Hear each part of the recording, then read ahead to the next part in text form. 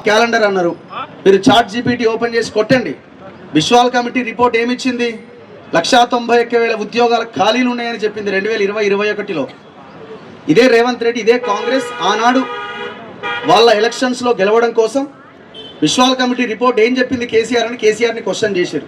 వాళ్ళు ఉద్యోగాలు ఇవ్వలేదు, వీళ్ళు ఇస్తారేమో అని చెప్పి అందరూ కాంగ్రెస్ని గెలిపించారు. మరి ఆ కమిటీ రిపోర్ట్ ఏమైంది? అడగాల్సిన మేధావులు ఏమైపోయారు? ఇప్పుడు చర్చ ఎక్కడొచ్చిందంటే కాంగ్రెస్ ఎన్ని ఇచ్చింది ఉద్యోగాలు అన్న దగ్గర డిస్కషన్ ఉన్నది. ఎన్ని ఇచ్చారు ఉద్యోగాలు అన్న దగ్గర కాదు డిస్కషన్. ఆయన 60,000 70,000 ఇచ్చినా అంటున్నాం, మీరేమి ఇవ్వలేదని మనం అంటున్నాం. డిస్కషన్ అక్కడ కాదు. సంవత్సరం తిరిగేలోపు 2 లక్షల ఉద్యోగాలు ఇస్తామన్నాం, ఏమైనాయి అని మనం క్వశ్చన్ చేయాలి. జాబ్ క్యాలెండర్ ఇస్తా అన్నాం, మేనిఫెస్టో ఓపెన్ చేయండి. మన కళ్ళ ముందే ఉన్నది. ఇప్పుడు ఇంత ముందులాగా ఏదో పేపర్లు తిరగాల్సిన అవసరం లేదు. చాట్ జీపీటీలో కొట్టగానే మొత్తం డీటెయిల్స్ అన్నీ వచ్చేస్తున్నాయి. మేనిఫెస్టోలో చాలా క్లియర్గా తక్షణమే మీరు 2 లక్షల ఉద్యోగాలు ఇస్తామన్నారు. ఫలానా డేటు, ఫలానా రోజు, ఫలానా ఎగ్జామ్, ఫలానా ఇంటర్వ్యూ ఉంటుంది అని ఈనాడు ఆంధ్రజ్యోతి పేపర్లో బ్యానర్ ఐటమ్స్ వేశారు. ఇంకా ఏ క్లారిటీ కావాలా? ఇప్పుడు ఏమంటున్నారు? 40,000 ఉద్యోగాలు అతి త్వరలో వేయబోతున్నాం అంటున్నారు. మీరు చెప్పిన లెక్క ఎంత? మీరు చెప్తున్నది ఏంటి? కమిటీ రిపోర్ట్స్ ఏమున్నాయి? ఎన్ని ఖాళీలు ఉన్నాయి? ఇవన్నీ ఎవరు మాట్లాడతలేరు. సో ఇక్కడ లోపము మన దగ్గర కూడా 10, 20, 50% దాకా ఉన్నది. దయచేసి ఇది అర్థం చేసుకోవాలి. బలమైన పోరాటాలు జరిగినప్పుడే ప్రభుత్వాలు దిగొస్తాయి. ఆ దిశగా మనం పోరాటం చేయాల్సిన అవసరం ఉన్నది.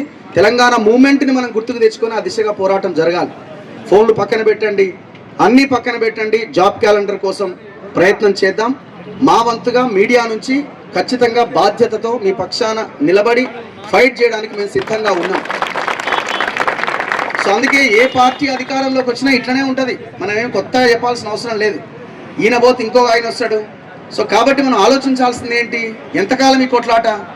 ఆయన పోయిండు, ఈయన వచ్చిండు, ఈయన పోతాడు, ఇంకొక ఆయన వస్తాడు. లేదు, ఈయన పోతే పాత ఆయనే మళ్ళీ వస్తాడు. ఎవరో ఒకరు వస్తారు, ఎవరు ఏమీ చేయరు. సో కాబట్టి ఒక ఆల్టర్నేట్ వచ్చేంత వరకు, మన ప్రభుత్వాలు వచ్చేంత వరకు మన పరిస్థితి ఇట్లనే ఉంటుంది.